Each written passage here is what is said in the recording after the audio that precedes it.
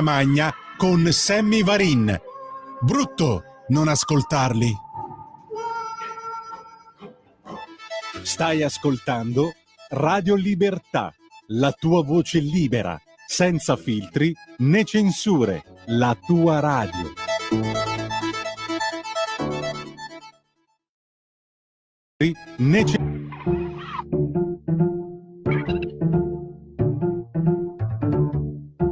Va ora in onda Oltre la pagina.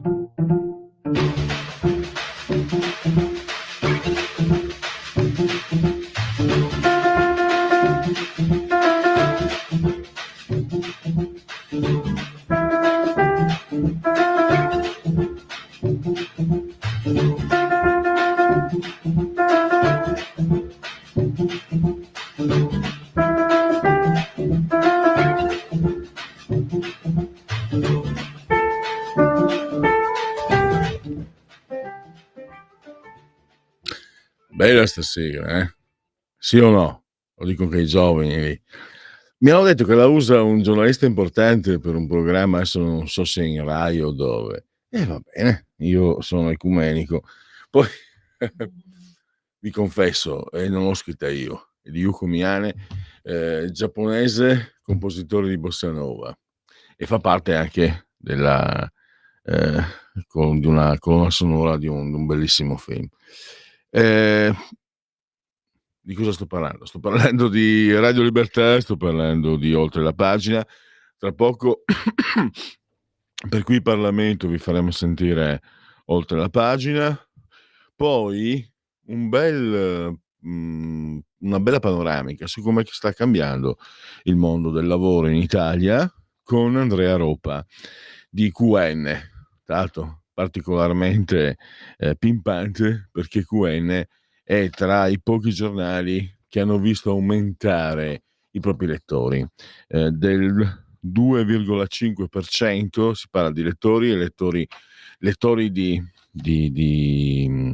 copie cartacee e di copie digitali, più 2,5%, mentre il trend complessivo nazionale è meno 1,9%. QN si attesta al terzo posto tra i quotidiani, diciamo, generalisti. Ve lo dico subito: al primo posto c'è la Gazzetta dello Sport, che quindi non è generalista. Ma quello che più importa poi è un responsabile delle pagine economiche, Andrea Ropa, è che ci sono tanti aspetti molto interessanti. Le specializzazioni valgono sempre di più, sono sempre più richieste sul mercato del lavoro, sia tramite diploma che tramite corso di laurea, perché non basta quello che c'è come preparazione. Poi sempre di più c'è un rapporto sempre più che cambia rispetto ai nostri tempi. Io sono antico, no? Ai nostri tempi, quando vai a fare domanda di lavoro, non chiedere quanto ti pagano, devi essere, c'è un po' un rapporto di sudditanza. Cioè, c'era ancora un po' la mezzadria da dove vengo io. Adesso invece il giovane chiede determinate garanzie, e lui in pratica che sceglie. È interessante anche questa. Se qualcuno si scandalizza, i giovani non hanno più voglia di lavorare. Scusate un attimo, sono stato giovane anch'io e mi hanno detto: studia il pezzo di carta mio.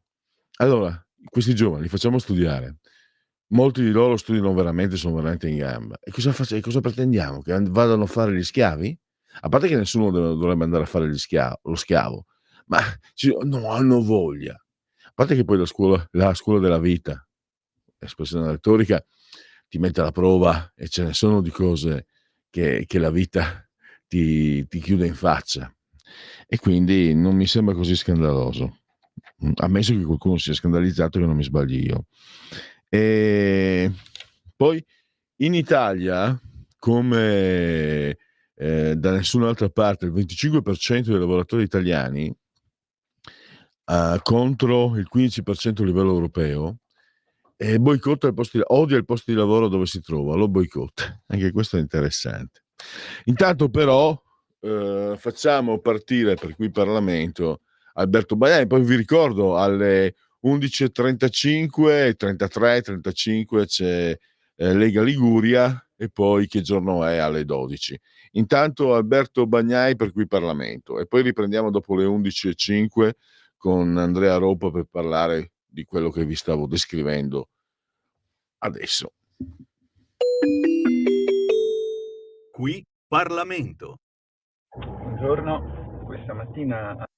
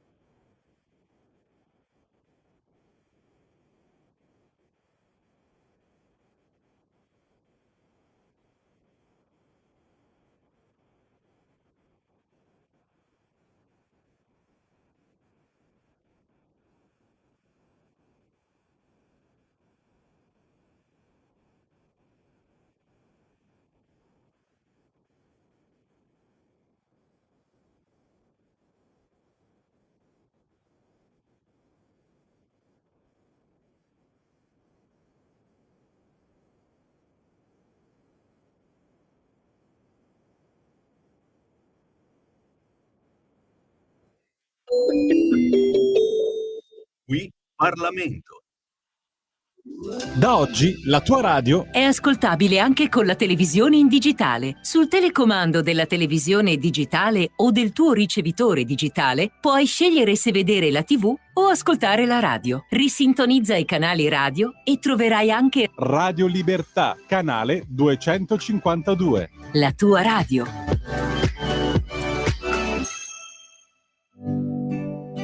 Lord, I feel like going home.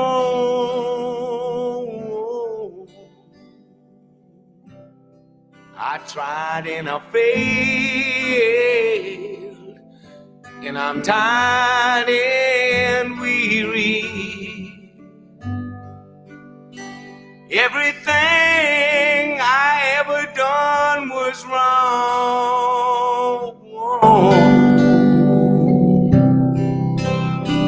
And I feel like going home.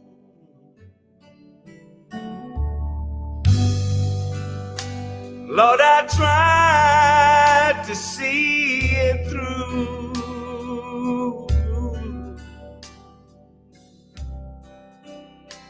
but it was too much for me.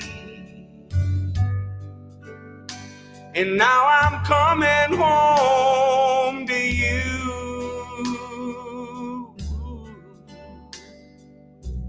And I feel like going home.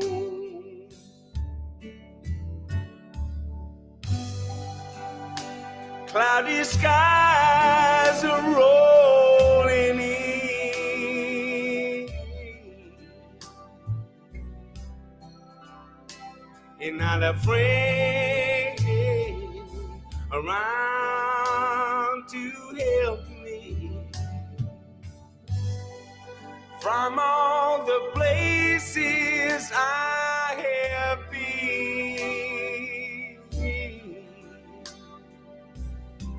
And I feel like going home.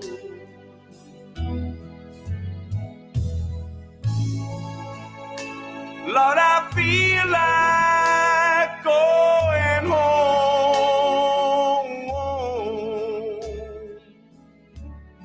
I tried and I failed, and I'm tired and weary. Everything I ever done was wrong,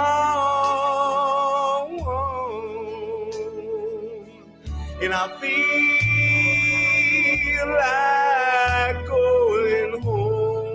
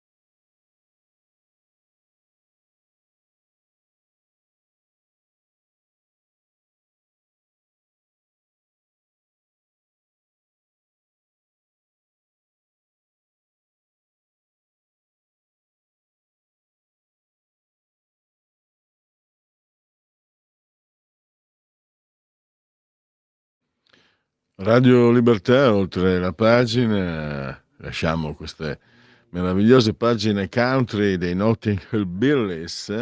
Tra l'altro erano tutti di Londra, curiosamente. D'altronde la musica country nasce dalla musica folk inglese.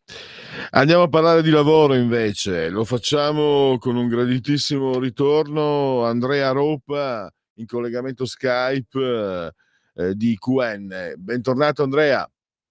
Buongiorno, bentrovati.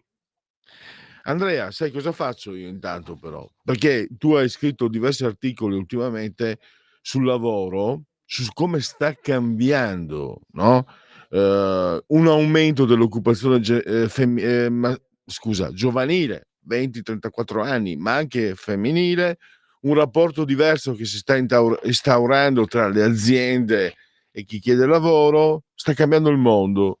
Secondo me anche meglio, per come hai riportato tu anche con tanto di studi, però partiamo dai, partiamo bene. Complimenti, perché QN è attestato dai dati di Audicom e sta andando a gonfie vele.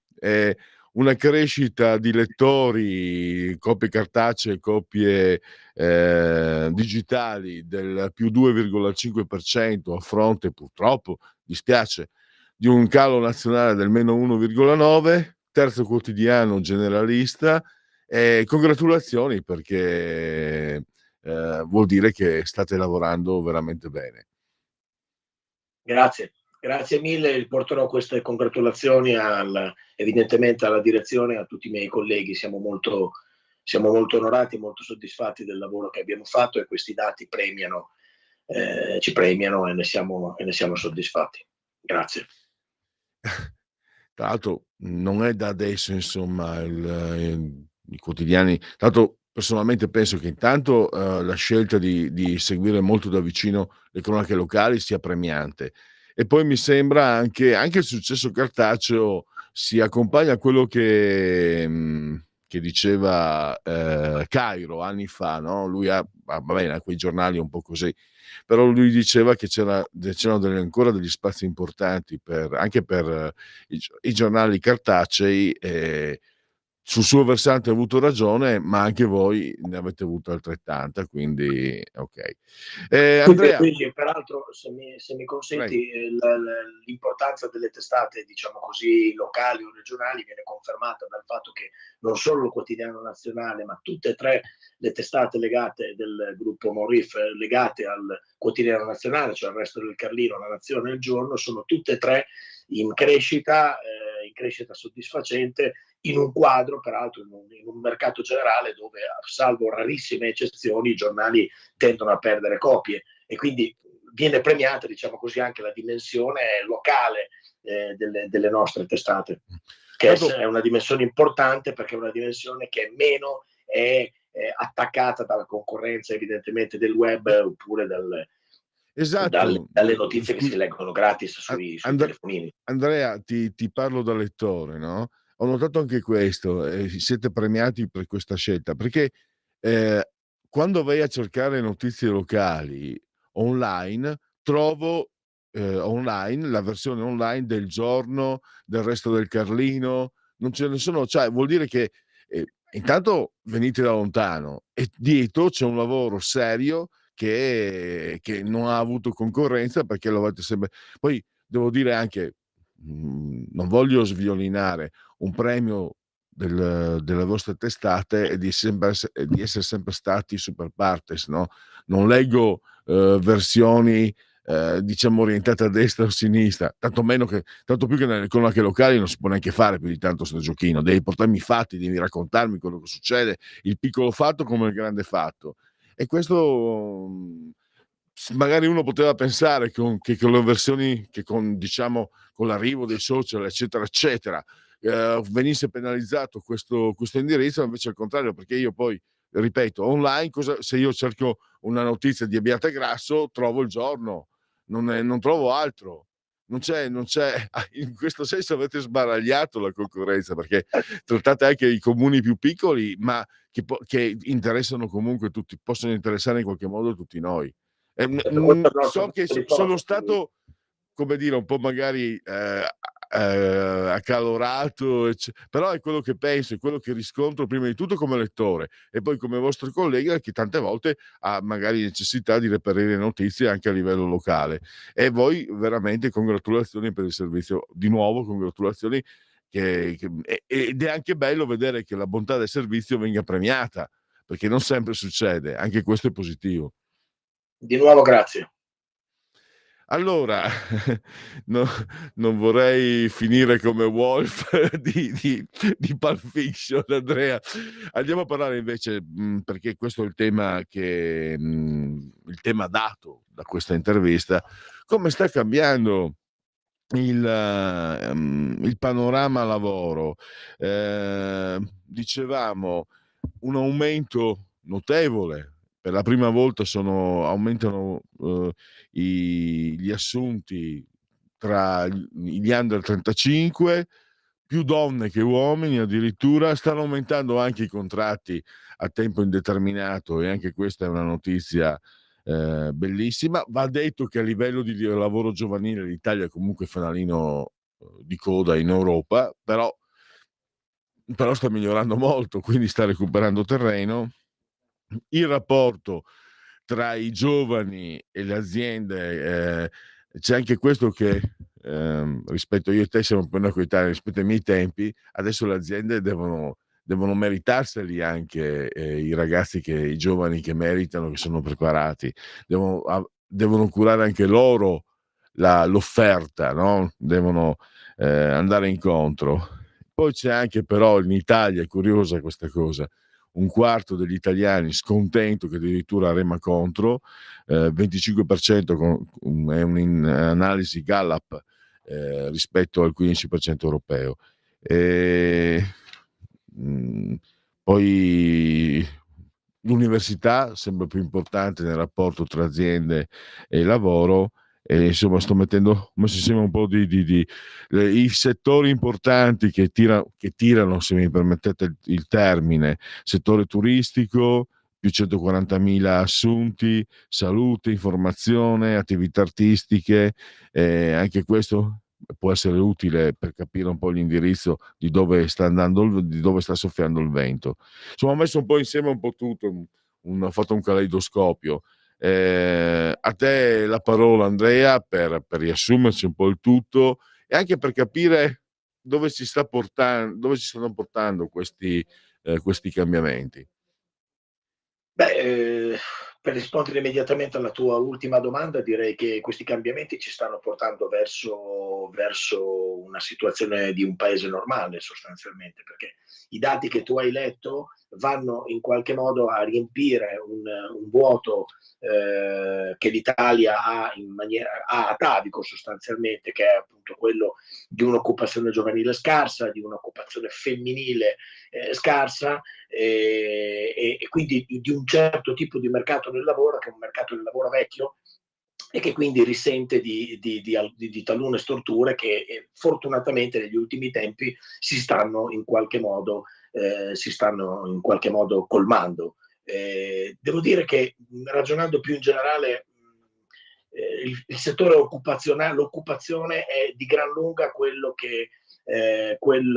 il settore che ci dà le maggiori soddisfazioni, al di là del fatto che comunque a livello di crescita economica, cioè di PIL, stiamo sempre comunque dalla pandemia in poi performando meglio dei nostri competitors europei principali, Francia e la Germania per esempio, al di là del fatto che stiamo facendo dei buoni passi avanti dei passi avanti sulla riduzione del debito, stiamo facendo dei passi avanti più in generale sul piano economico. Anche gli ultimissimi dati che ho letto questa mattina proprio riguardano anche la fiducia degli imprenditori sul sistema produttivo. Al di là di questo, appunto, nonostante stiamo andando molto meglio rispetto ai nostri competitor, sicuramente meglio di quelle che erano le previsioni fosche, soprattutto elaborate dall'opposizione e da una parte anche del mondo imprenditoriale stesso, devo dire che le soddisfazioni maggiori le stiamo avendo sul piano occupazionale, perché è lì il punto, è lì il tema sul quale A, l'Italia è ancora fanalino di coda a livello europeo, B, c'era tanta strada da recuperare e una buona parte la stiamo recuperando.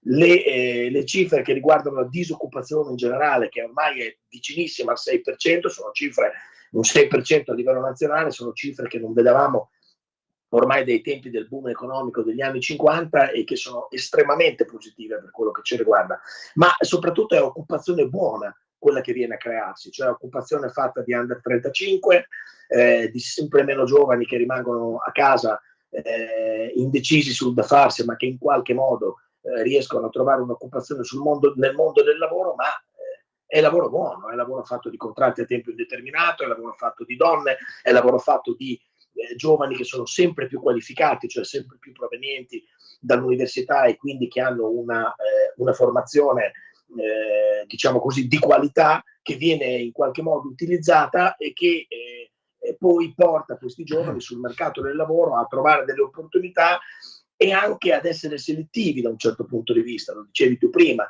cioè i giovani non accettano più un lavoro qualunque, i giovani accettano un lavoro da aziende che offrono benefit, che offrono soprattutto un buon work-life balance, cioè un buon equilibrio fra la vita personale e la vita professionale, quindi la possibilità di fare magari un certo periodo di una certa percentuale del lavoro attraverso lo smart working, di avere dei permessi particolari, di avere comunque un trattamento a livello di benefit che riguarda il welfare, che riguarda altri aspetti accessori dello stipendio, che quindi evidentemente per i migliori, per i ragazzi che sono preparati e per i ragazzi che peraltro sono pochi, oltretutto in Italia per una questione di carattere demografico, li mette nelle condizioni di poter loro scegliere, non le aziende scegliere loro, ma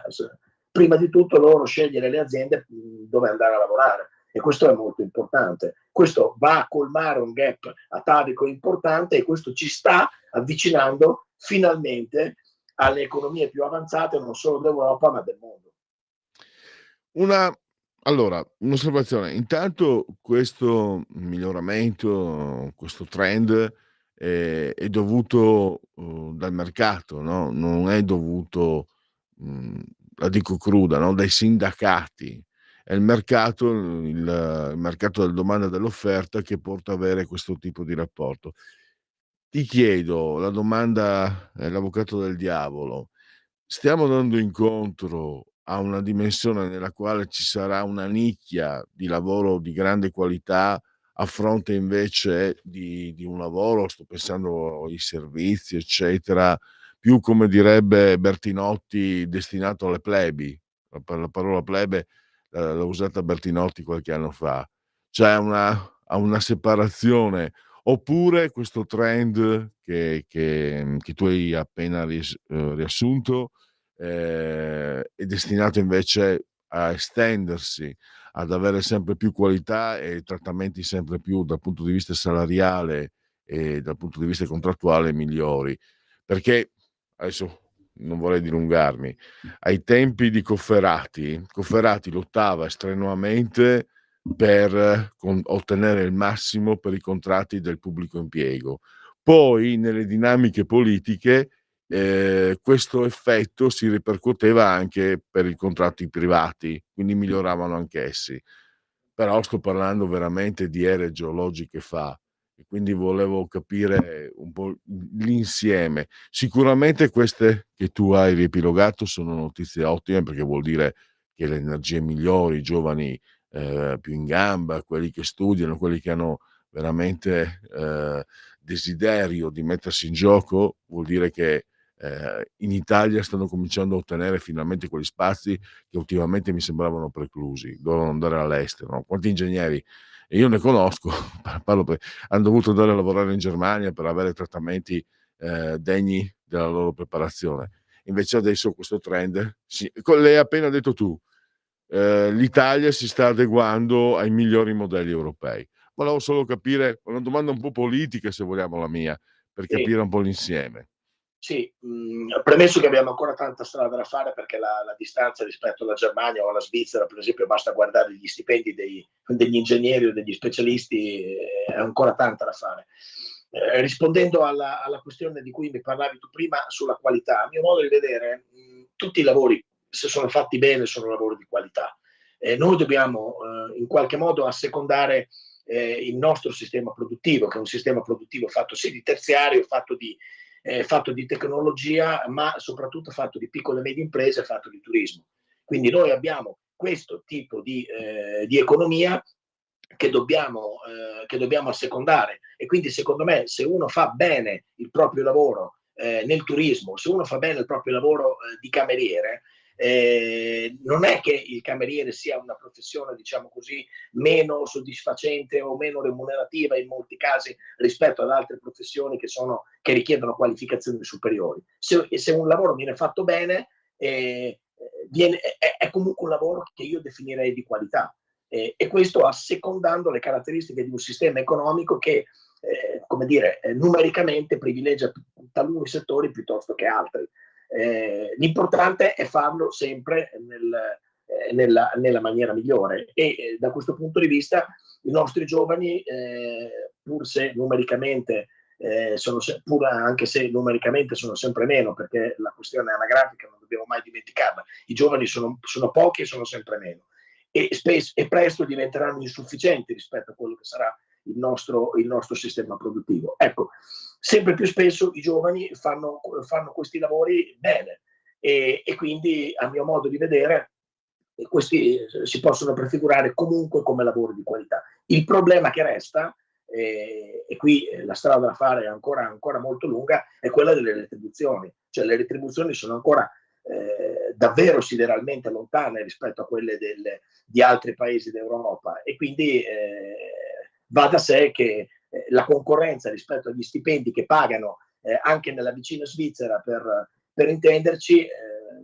faccio un esempio, il primo che mi viene in mente: un infermiere qualificato che non è un medico, non è un primario ospedaliero, è sufficiente che faccia 60 km da Milano e vada a lavorare a Lugano, e il suo stipendio è triplo, fra il doppio e il triplo rispetto a quello che prende rimanendo a casa propria a 30 km di qua dal confine. Ecco, certo. Noi dobbiamo cercare in qualche modo di avvicinare questo gap, di ridurre questa forbice. E come lo possiamo fare? Lo possiamo fare rinnovando dei contratti. Ne sono stati già fatti parecchi, e per contratti intendo ovviamente contratti pubblici e anche contratti privati. Molti ne sono stati fatti, molti altri vanno assolutamente rinnovati perché gli stipendi in Italia sono troppo bassi, e quindi evidentemente la concorrenza con i paesi stranieri è altissima, e il rischio che ci portino via la nostra media gioventù rimane palpabile, nonostante negli ultimi tempi i numeri ci dimostrano che questo grande gap piano piano si sta colmando. Tanto la politica certe volte, no? Allora, gli stipendi hanno scarso potere d'acquisto per una scelta politica, tecnica con l'euro.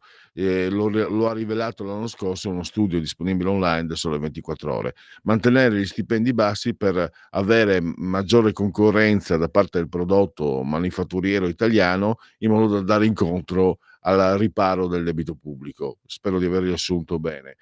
E io su questo mi ero fermato, perché sono di parte. Poi ci ho riflettuto ascoltandoti. In realtà, tranne il periodo anni 80 e 90, in Italia si è sempre pagato di meno al lavoratore. Io avevo lo zio che lavorava in Svizzera, e lui, con i soldi che prendeva in Svizzera, certo aveva affitti, aveva il costo della vita più, però si permetteva un tenore di vita superiore a chi lavorava in Italia. Parlo di mio zio, ma in generale come mai non emigravano solo perché non trovavano lavoro? Io vengo, no, Friuli Veneto, poi tutti i meridionali eccetera, non è che emigravamo perché non trovavamo lavoro, emigravamo perché magari se c'erano anche un altro zio dopo 10 anni torna in Australia e si fa la casa nuova. All'epoca, sto parlando degli anni 50, no? All'epoca lavoravi 10 anni e non ti facevi neanche un garage.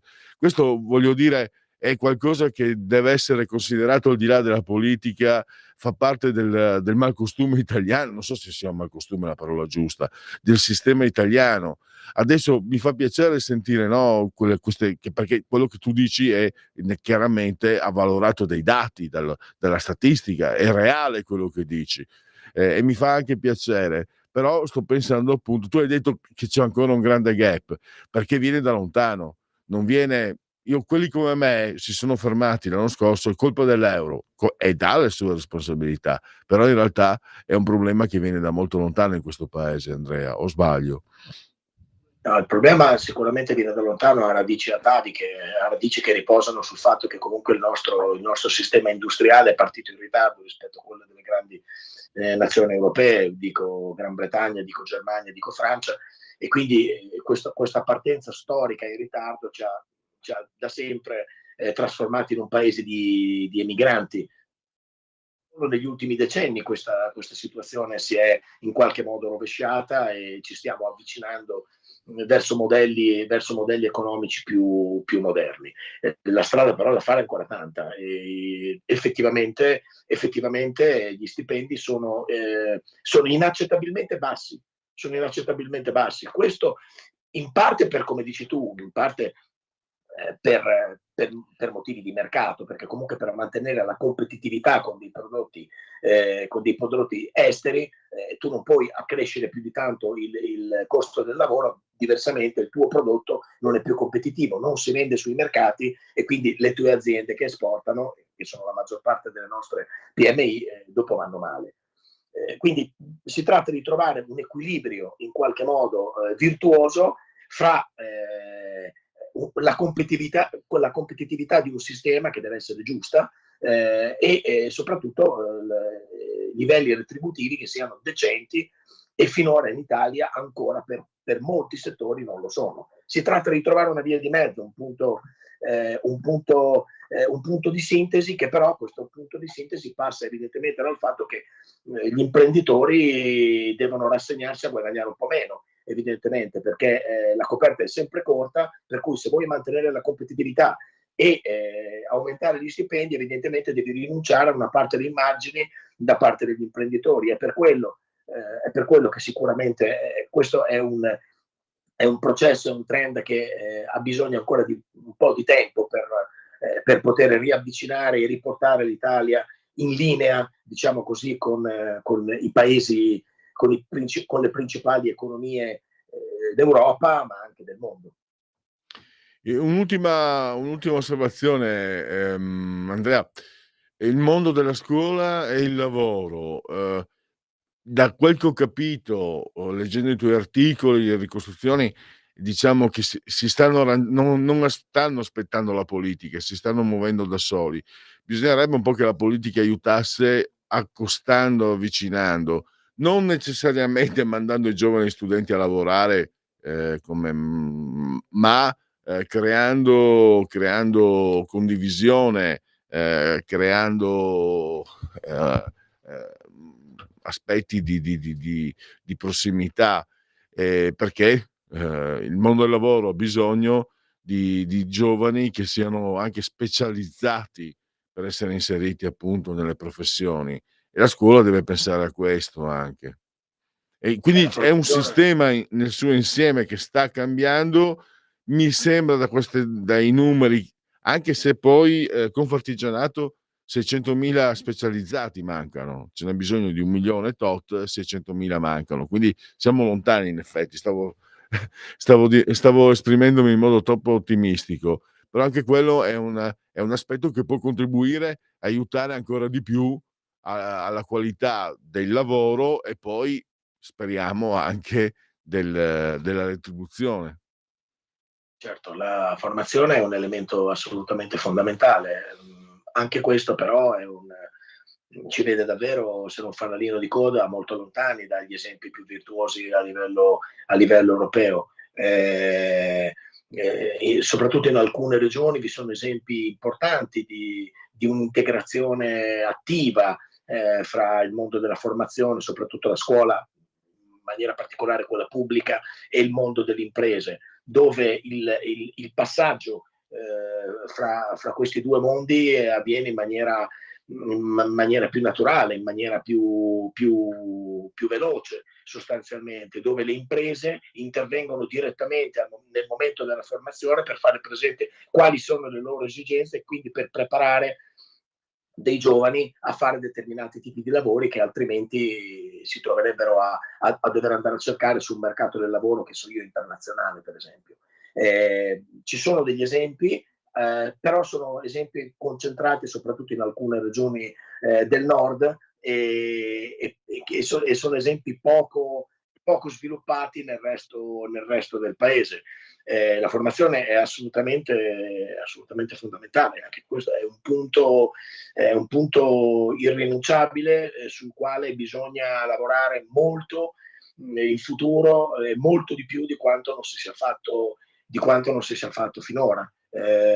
Dobbiamo trovare anche qui una strada per fare sì che il mondo del lavoro, il mondo delle imprese, il mondo di coloro che creano posti di lavoro sia sempre più interconnesso con il mondo della formazione, per fare sì che appunto questo gap, per esempio i 600.000 di cui parlavi tu prima, si riduca sempre di più, perché se c'è bisogno di 600.000 specialisti, noi questi 600.000 specialisti in qualche modo li dobbiamo creare.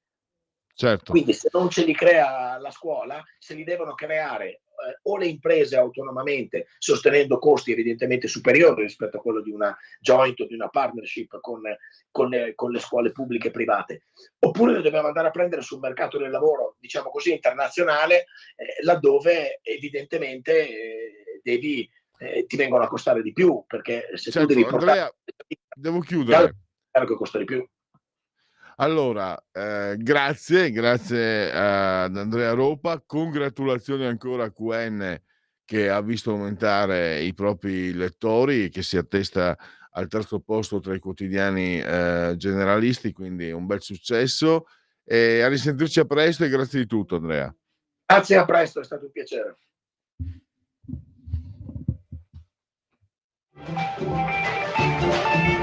Avete ascoltato Oltre la pagina.